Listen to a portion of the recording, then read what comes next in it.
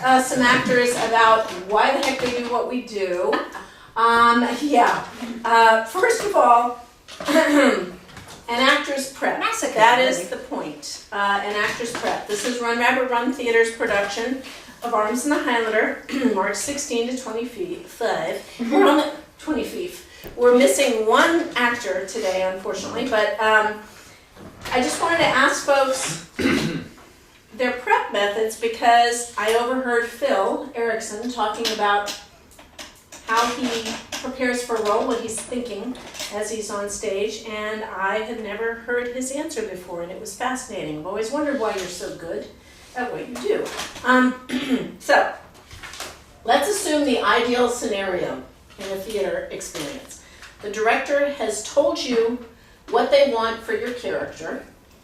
You have picked up more clues from the script itself, or at least this is my ideal, and then you used your imagination to fill in the blanks. That's pretty much what I do to prep, ideally. Sometimes directors want you know, every detail covered. Sometimes the director says, make it up. So let's just presume everything's been really well balanced. My question is, how do you prepare for your role? How do you, as individuals, prepare for your role? You're the lead. You tell us.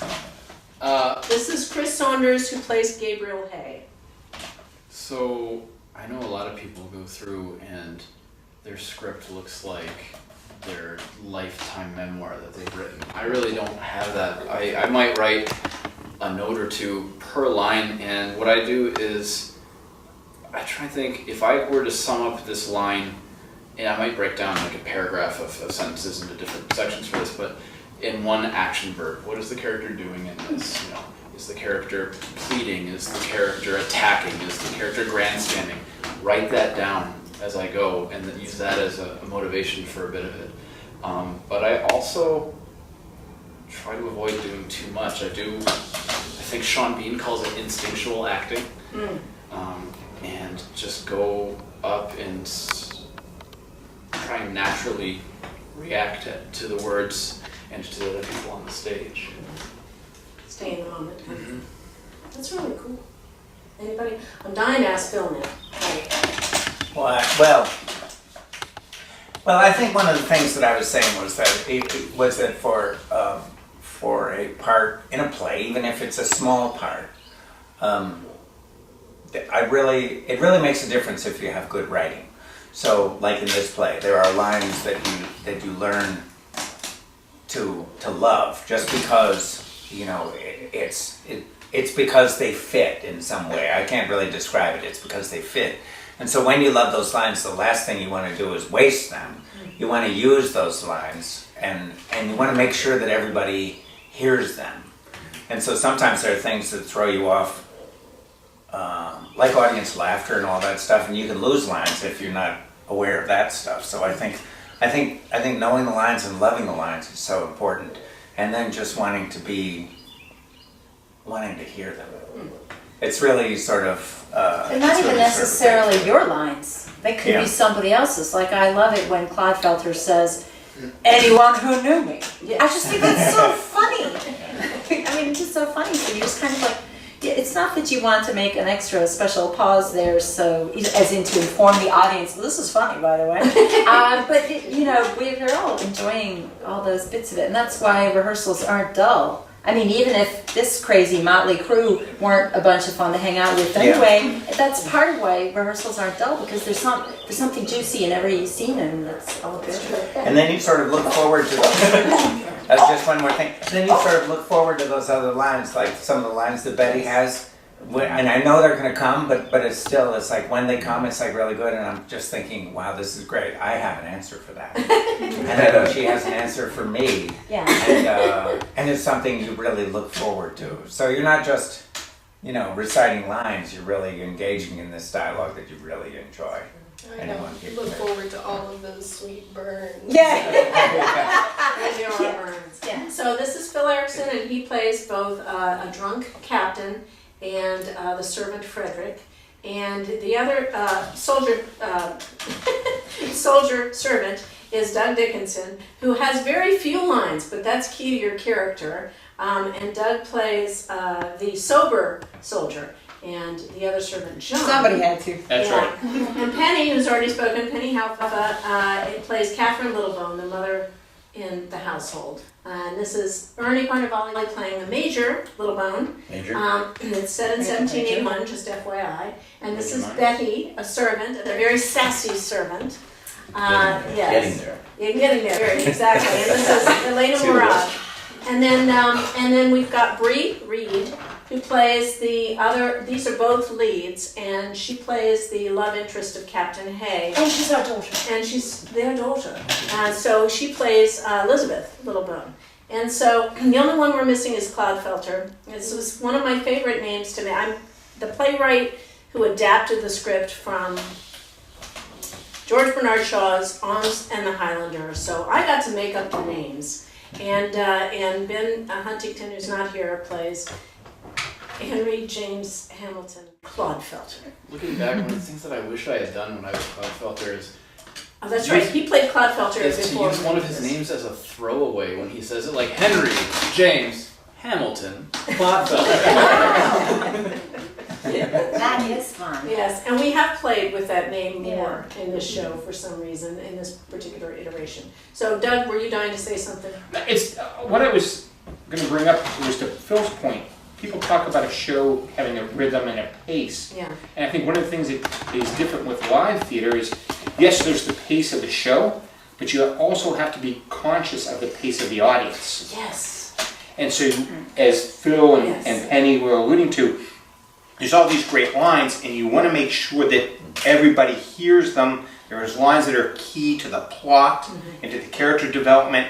And so, sometimes it's a little bit of a dance with an audience, especially a Friday evening audience where everybody's rushed to the theater after a full week of work. Sometimes you have to help them along a little bit. And I think that's one of the challenges of doing live theater as opposed to something that's recorded or... That timing, I'm going to chime in on this because we did an improv exercise when we were doing some classwork the other day and play readings. And we did, it's a wonderful improvisation game where you, the actor has to pause and make some kind of motion. It may not have anything to do with the character they're portraying, but they have to pause and do something, or maybe just pause, before they respond. And it gives you a chance, as an improv artist, you have a chance to think something up, but it's amazing how it changed the humor. It killed. Everybody got something. It gave your audience a breath, definitely, and then they were sitting there thinking how that helps the character, and then the punchline would come. Wow, it was amazing. And so, as we rehearse, for me, yeah, exactly. So I'm always thinking. Exactly. And so, and she's always mugging like that. Anyway, I was just reading a piece about comedy and the expertise in stand-up comedy routine, and the timing is everything. It's being able to not only stay in character and be in that moment, but gauge the acting, gauge your timing to the audience. All right. We've got to ask these young ladies. All right, here we go. Bree You looked at me. and Betty and you, Major. We're getting to you, Major. I'm gorgeous. All right, go for it.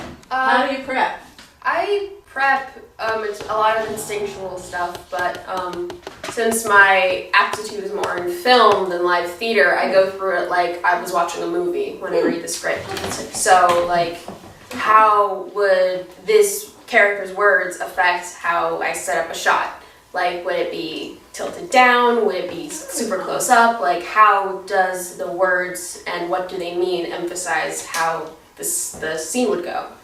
So it's more like my script isn't very filled in. It's more just me committing, like me visualizing the scene rather than thinking about it very much. I like that. That's really interesting. And then the big technique difference I understand between film and stage work is that in film it's okay to mumble. Because that's more realistic. Mm-hmm. That's true. Anyway, that's really cool. Yes. So Elena. Well, for me, I think the first step after we get all of the information about the character is to treat everybody at my house like that character would, which they love. Oh, they do? Do tell. If you walk around with like your shoulders back, Meredith is always pulling my shoulders Yes, I back. am. I am. And your nose in the air, and Yeah. you know, like my brother's like, what's with the high attitude? attitude. You brought it Yeah. home, that's Straight awesome. from And then That's I think the next thing I usually do is when I'm memorizing the lines, I always try to say them. You know, I always try to act them. It's not just memorizing, but every time I say the line, I'm acting it. And I try to just, you know, like Chris said, I think of the emotions that go behind everything. And also I read a lot with my siblings because they're all actors too. And they're like, I think they'll tell me. They say, I think you're saying that wrong. I think you need to fix it. It's horrible. Are these younger siblings? I have one older A mix. sibling and 2 younger siblings. It's horrible. Scrap the whole thing. Exactly. Start over. All right, Major. Well, being one of the older members of the cast, as I am, my prep is, I do a lot of prep, I do a lot of different prep because it just makes me feel better. I write every line down in a book, I record everything.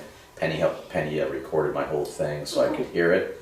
I drive 45 minutes every day back and forth, so I listen to it in the car, and I was even, and also I have a dear wife who runs lines with me.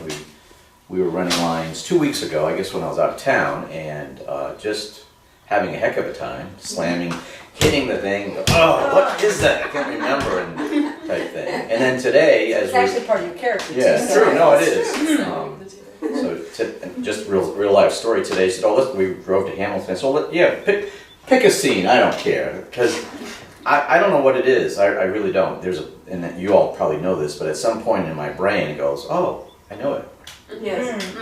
Okay, Yeah. there it is. Yeah. And I think the blocking helps me a whole lot Yeah. because it just leads me into that That's- that line. But for Yeah. me also, I find that when you're acting, when you're learning about your character as opposed to just learning the lines, to me what solidifies that is what that character's relationship is with the other characters. So when we have that moment about hiding the silver, and when we have all our moments about all the crazy and trying to get you to leave, all those things are what build the sort of the layers of your character, because that's how you're exposing who you are to the audience by the way that you treat others, and so that's nice. One thing I love, That is great. to me, a group of actors is a collaborative opportunity. I really love having your input for exactly the reasons you just explained. Each of you is trying to live in this skin, and so you'll come up with layers that you can add that seem appropriate. And then we can work together on layers that seem appropriate. And we did this play back in 2006 when Chris was Clodfelter, and I just find yes! Can you believe it? ago. Now you're the right age for this Gabriel Hay. He's 34, I'm 31. Oh, okay, close enough. And I wasn't born. she's supposed to be playing 23, and she really is 17. So that's part of the funnies. Anyway, the point being, I love the collaborative parts, and when we did it in 2006, it was a new thing. I had just done the adaptation. So I'm finding going back into this later, ooh, there's so much good stuff to play with. But the one thing I was going to add that you've each touched on without putting it all together is every actor learns by audio, kinetic, and visual methods. And sometimes a person only wants to read a script. And sometimes they only want to block out the scene, have movement, help them memorize, and sometimes it's all audio. And then, as I think everybody here has said, they do a combination. That fascinates me. So it's really important for me, for an actor to figure out how they best prep those 3 methods. And then... And it's not it's the process can be strange sometimes because You're telling me. there are times when We're real life married. Oh yeah, So So I know all the Important to know. backstory, so if you really want to know, there are Oh, we're all There's some of that. Yeah. Now- Shower GP. line. Now, there let are- him finish. Let him finish. Were you trying to say something? No. What? Huh? There are Things I can tell you. there are Like times Mom! there are times when Embarrassing me. there are times when I have been doing a character and it's like comes late, like at the 5th show, when I think, oh my god, I need to make a change.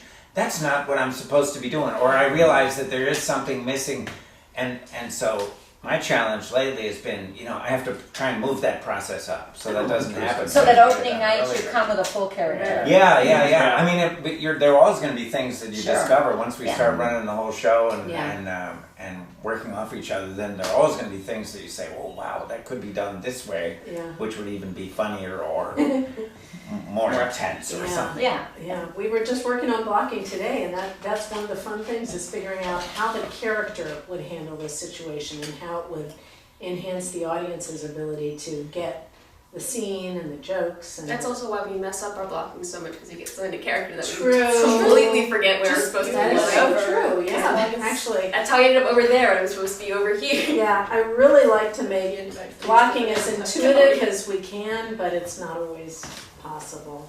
I'd like to tag on what Phil said about the words. Meredith has given my character some great lines about washing myself, Oh yeah, once a the week to keep colonial my washing, position. Yes. and with the hopes that I get a big laugh. But once a day. And once a day. Follow the baby. And the horses weren't even edible. That's one of my favorite lines. But what Phil said is, at this point in my prep, is I want to get the words exactly right. I don't want to, oh, by the way, you get the gist of it. Yeah, we'll get the gist of it. But you want to get the words out and say quite right or perhaps, or whatever that word you have written, and give credit to the writer into the words. Where John has no words. You have so few. Numbers. It has some of mine. So there's a couple points to that. So I think one of them is out of respect to the author. Yes. Yes. And so they put those words there for a reason. We do generally. And so, We try. and I find it's even a higher responsibility when you're playing a character that was someone in real life. I've had some chances to do historic things where you're playing a real person. Yes. And, I think in those cases, that responsibility to the words is even a bigger piece of it. Yeah. And I think that changes the prep some too. True.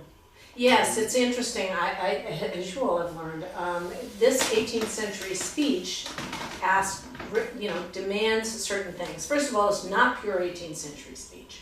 I did combine it with as much modern speech as I could, so that it's not completely incomprehensible. It's very comprehensible, but you add 18th century language to it to give it that flavor, right? And then you have the difficulty of, you really need to stay within the lines, because improving, you throw in those modern phrases by accident, and all It of a gets sudden, ugly. yeah, all of a sudden your whole audience is in another realm going, wait, I was just there with you. What'd you just do? It's out of whack, Jack. Yeah, exactly. So, Well, yes, that's the biggest challenge for me with it's a big Shakespeare. challenge. Yes, for that reason. You can't ad lib Shakespeare. Improv. I've You had- can't improv. I've worked with Shakespeare. people who did invent Shakespeare on the spot. So Yes, there are, and that's what I was saying. Once you all are really in character, because you all have had that challenge, and it's working. Oh my gosh, the stuff you all have been doing recently, even when you improv, staying in this concept of an 18th century character, bravo, excellent. And then Chris has his own challenges. You it's have to not play really a so much Scot. a challenge. I mean, for some people, and I know it's not like all of you, but it's like a switch you can turn on and off sometimes and just switch between them. Oh, hi. So, Yes. So with Chris's challenge, he has to be a Scot, but if you're too good at it, the audience is out there going, what? I need subtitles. What? And so sometimes we make fun with it. Like there's I'm as nervous as a, go ahead. I'm as nervous as a moose. A moose? Aye. A mouse. As I said. Exactly. And, So you can have fun with it. And what Yes. I love is, and intuitively a romantic disposition, and I feel like we're all going, well, huh?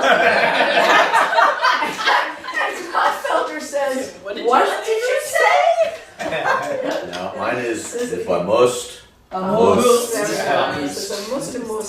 So it is a challenge because it can get, when you're really into the Scottish character, then it can be a big problem. I think you do it excellently well. I think you have a facility with languages. You really do. That's why I keep casting you. So do crazy these roles. two. Mm-hmm. I'm always in awe. Yep. And so the language is part of it too, and the comic timing is part of it, and the depth of character is part of it. No. Yeah. So okay, let's end on a where do you go when it all goes wrong? Meredith, it's theater. What could possibly go Oh, wrong? wow. Yes, exactly. I'm gonna guess you all have a couple of good stories. You know, it was a split second Yes, we do. of sheer horror that you try not to let register. Yeah. You start turning wheels. How do I save this? Oh, Yeah. Yes. The other actors can smell smoke. Yes. Yes. Can help if you can. Because there's sometimes, like, I was in a production, Beauty and the Beast, and Belle and the Beast were climbing the stairs towards the Rose Room. The Beast was about to die, then the stairs snapped in half. Oh, And both the Beast and Belle hit the ground super hard, and, like, they just kept thinking, like, we were all just like, what? Also, the gunshots for Orpheus Ascending, the gunshots misfired, so it was awful, but we managed to Isn't drag it that a out. little bit like wardrobe failure? I mean, like the audience can forgive a certain amount of stuff going wrong. Sure. Well, that's part of the reason they're there for live theater. Right. Yeah. They're hoping something. Let's I face it. to roll. Bang. Let's face it. It's like people watch NASCAR.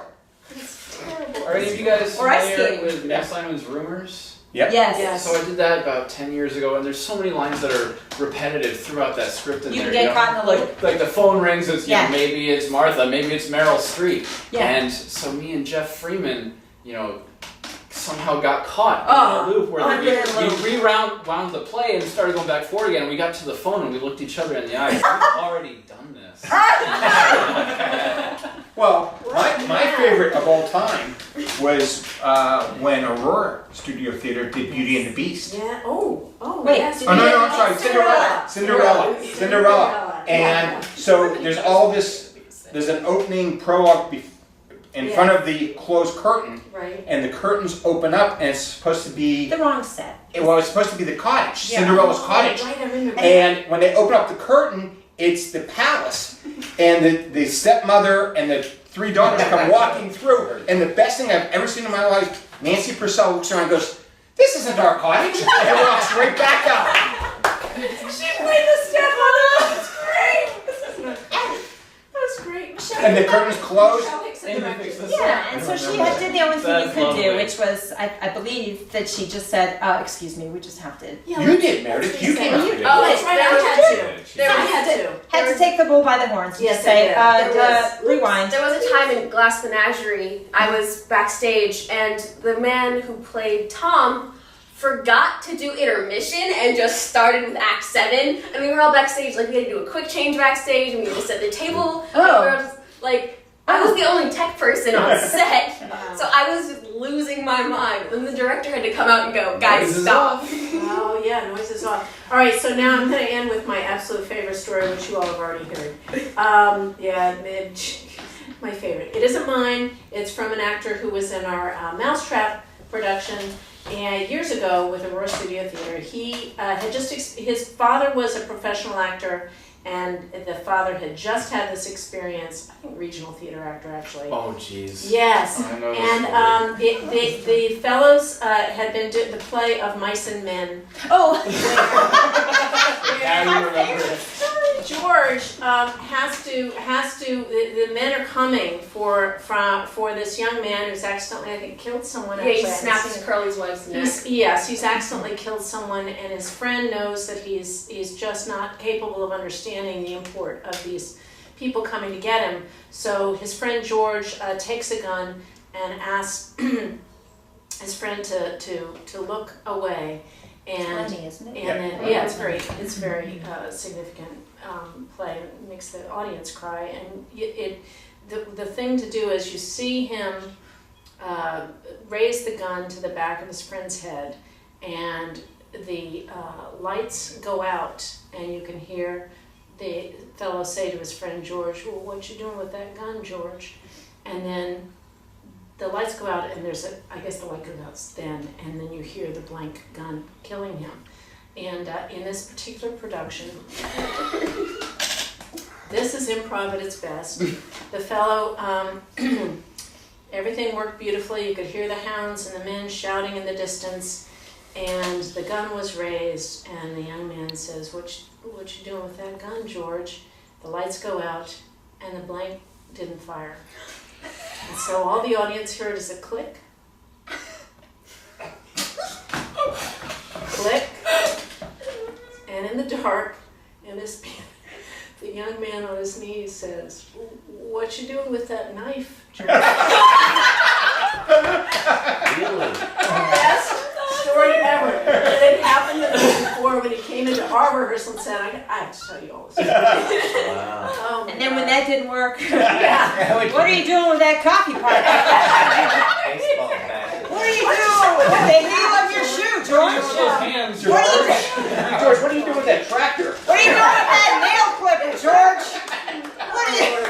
Well, thank you for Oh, thank you. That's being fun. part of this. Good job, everybody. Thank God.